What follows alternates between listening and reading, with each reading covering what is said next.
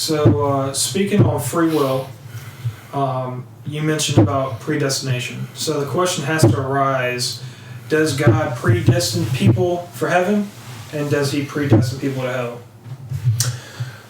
Right. So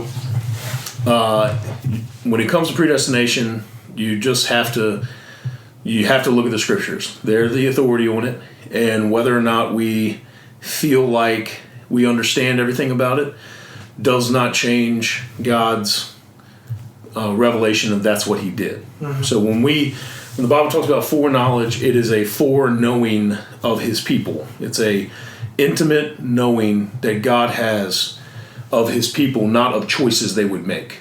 So he looks down at the heavens and sees in history even his people that he loves. And he has an affection for them. He has a love for them. That of his own choosing, he chose them. Not something that we've done, but something he looks down on us and says, I'm going to have grace, I'm going to have mercy on you. And through that act of having mercy on you, I'm going to glorify myself in your life that you do live, and you are going to benefit from that forever. And so that's how the gospel works. So God is glorified in us by rescuing us, showing us mercy, and we turn around and glorify him in that and enjoy that reality to the most fullest extent. It's the most glorious reality. Sure. So predestination is just the reality that he did that, right? He chose some to be his, right? And when you look at the scriptures, it's never used, predestination is never used as something to like get the non-Christians, or for us to sit around and be like, oh, this guy's a Christian, this guy's not, he's predestined, he's not that's not there. When Paul talks about predestination, when God reveals things about predestination, he's doing it to comfort his people. He's trying to show his people how much he loves them.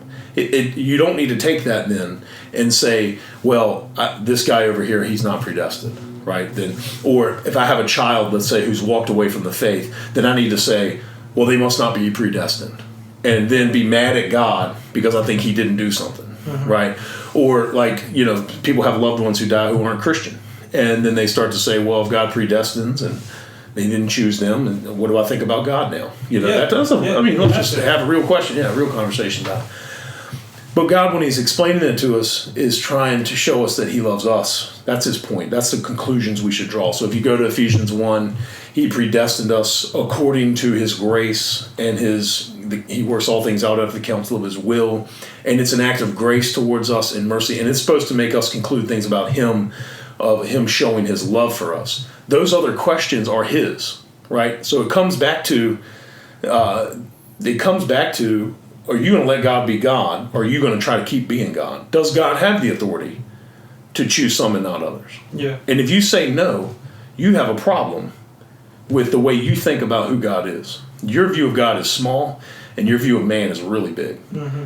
But that's why when Paul says in Romans 9, who are we to talk back to God? Does the potter not have the right over the clay to make whatever he wants? These are hard things in the scriptures. The Christian who wants to fight it, they need to think about who they're fighting at that point.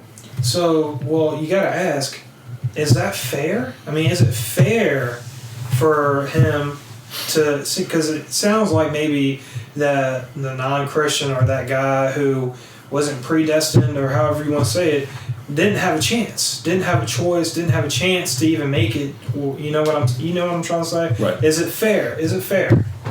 Well, Paul answers that question in question in Romans 9. He says, basically, you'll say, is there any injustice in God? Because who can choose not to do his will, right? Sure. Like he's saying, look, if this is what God does, who can choose to disobey that? Paul's answer is, who are you to talk back to man? He has the right to make you however he pleases. Mm-hmm. So it goes back to that. Who is God? Does he have the right to make man? Does he? Yeah. What does it mean to be God? When Moses said, show me your glory to God, God said, this is what he said to him, I'll be merciful in whom I'll be merciful, and I'll have compassion on whoever I'll have compassion on. What it means to be God is I'll do whatever I please. And what are you going to say about it? Mm-hmm. Right? And we don't like that, right? But the reason we don't like that is because of who we think we are, right? Yeah. So we're not mad. We are not all upset because God's offended at sin. We never get that way. Yeah. We're all upset, though, that he might punish a sinner. Yeah. Right? Because the other problem that happens is people think that you go to heaven based on, people think you go to the right things, doing good. No, people think you go to hell based on not believing in Jesus. Oh. No one goes to hell because they didn't believe in Jesus. Yeah. You go to hell because of your sin. Yeah. Hell is an eternity of paying for the sin that was offensive to God. Like, I've heard of the analogy used that if I had the cure for cancer and I went around a cancer ward and I offered people the cure for cancer and some took it and some didn't, those people didn't die from not taking the drug, the cure. They died from cancer. Yeah. So people don't go to hell because they weren't saved by Jesus out of it. They go to hell for their sin. Mm-hmm. God punishes our sin in hell. So he's never unjust. The question is not a matter of justice. The question is then, does he have the right to save whoever he wants? And he does. That's his prerogative. That's his authority. It's not mine. I can only be faithful. But what we can never say is that because he punishes sin, that he's unjust. Hey guys, thanks for checking out our YouTube page. We're Christ Fellowship Church, and we create these videos so we can equip Christians and non-Christians about the truths of Christianity. Jesus is Lord, so every question concerns him. So send us your questions to our Facebook page or the email address at the bottom of the screen. We'll make a response video, post it, and then send you the link when we're done. So make sure you subscribe to our YouTube page and like us on Facebook. Thanks, guys.